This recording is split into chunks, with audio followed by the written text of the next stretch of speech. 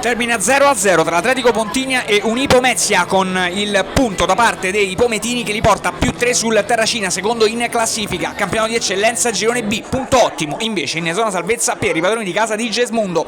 Il primo tempo è caratterizzato da tanti scontri ma ben poche emozioni e conclusioni. La prima è dell'Unipomezia all'11°, poi prova l'Atletico Pontigna al 24°.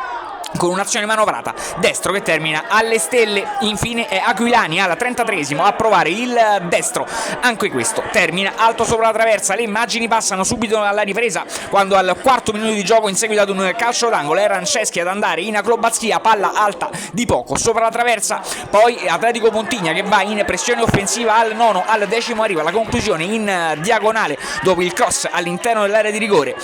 Ancora Aquilani prova il destro, palla che termina sul fondo. Atletico Pontigna che spinge al 12° minuto, prova un'altra sortita offensiva, palla sul lato sinistro del campo, conclusione alta sopra la traversa.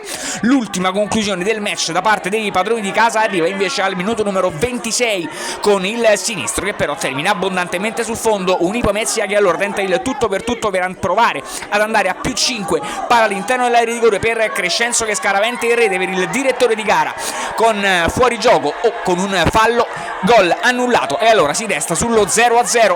Nel proseguio si accende una mischia tra le due squadre. A fare le spese sono Spirito per i padroni di casa e Amadio per gli ospiti, che terminano anzitempo sotto la doccia. Poi triplice fischio.